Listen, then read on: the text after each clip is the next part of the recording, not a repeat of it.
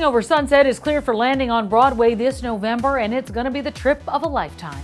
Flying Over Sunset is a work of fiction, but it's inspired by a trio of incredible historical figures: diplomat Clare Boothe Luce, writer Aldous Huxley, and film icon Cary Grant, all coming together at a crossroads in their lives and all dropping acid. That part is true. Those three well-known people all experimented with LSD back in the 1950s. Broadway.com correspondent Charlie Cooper caught up with the man who plays Cary Grant, Tony Yazbeck. Tony Yazbeck is a Broadway leading man gearing up to play another iconic leading man, Cary Grant. I met up with Tony at the Vivian Beaumont Theater to discuss Lincoln Center Theater's new musical, Flying Over Sunset, and so much more. So Tony, we of course are so excited to have you here. What does it feel like right now, like in this moment, to be in front of Lincoln Center, knowing that you'll be on stage very soon for Flying Over Sunset? Well, tickets are on sale right now for the show. I just can't believe I said that.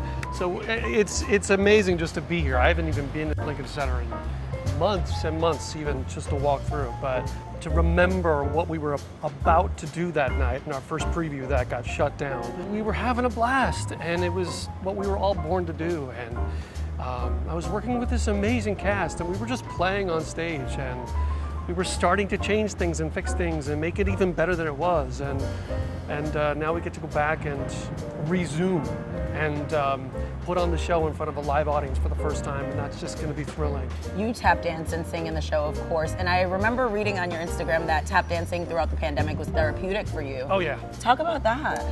I mean, tap dancing for me has always been an art form that's almost like an essence of prayer.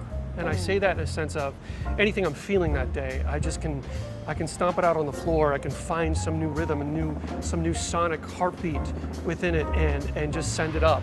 And then I can breathe again. And it's a way to inhale and exhale as an artist. And I'm just happy I was gifted with a little bit of tap, and now I can even pass it on to my son. And but it's a therapeutic way for me to get through the day sometimes, and so it's still happening, and it ebbs and flows with so many different emotions. But that's what's so beautiful about dance, but especially tap is the way you can maneuver it through emotional qualities, through a story, through that character, and that's what I get to do with Flying Over Sunset. Yeah, I have to ask, is your son into it, or?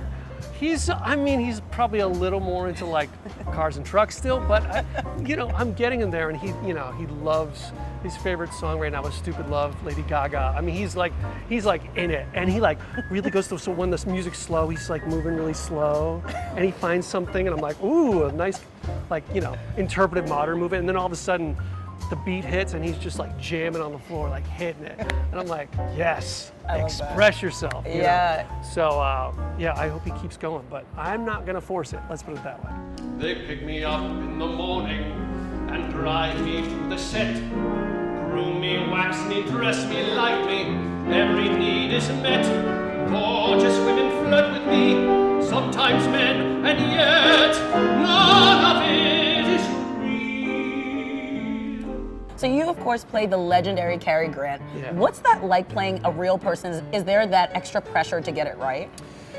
Of course. I mean, everybody knows who Cary Grant is, and it's really tough because the guy was this gentleman, and he was just like this really good-looking like role model of what a Hollywood celeb back then was, and he was his own thing, and he constantly reinvented himself on screen. And so it was really difficult at first to figure out how to do this, because I obviously didn't want to make a carbon copy. But there is pressure to anytime I hit a role that is a real character, I want to invent something, but at the same time, it's like I want to be able to pay respects to what it was, to what he was. And so it's almost like if he's looking down, I can go, is that okay with you? It is good, just I have your blessing. And so that's my constant attack on a role like that. And to be able to play him, to sing as Cary Grant, to dance as Cary Grant, is really, really exciting. Yeah. Ultimate compliment, I imagine, right? I mean, I guess I would not say Cary Grant, like that's just not me. I don't go, hey, can I play Cary Grant?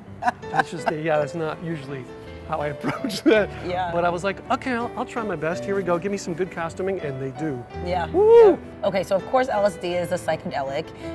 Does the audience get the chance to kind of go through that motion with you through the set design? Do things change while they're watching it, where it feels Yes. like their mind is being changed a little bit, the way that the yeah. drug would do? Oh, this creative team like went all out. And James Lapine has this vision like a painter. So he sees things moving at all times. You know, Beowulf Bulret just creates this amazing set that moves and ebbs and flows. The lights change as we sing, and all of a sudden you think you're seeing one thing, and 5 seconds later it's another. Talk about the music, talk about working with James Lapine. Of course, we know him for so many classics. Yeah. James Lapine, for years, I mean, Sunday in the Park with George has always been like my favorite show. It has changed my life so many times at different points in my life. I've always wanted to work with the guy.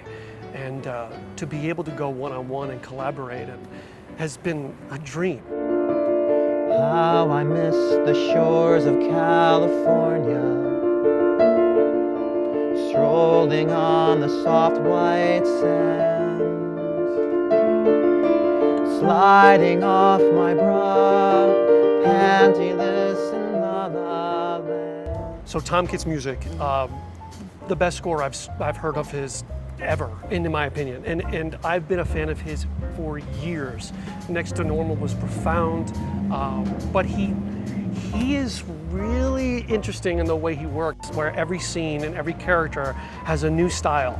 And he uses different genres in the show, and he puts it together, and it's all Tom Kitt. It is just beautiful, and Michael Corey adds impeccable lyrics to the point at which you go, gosh, that's so cool. I wish I could have thought of that, and only he would have thought of that. So we're just really proud of how it's all come together.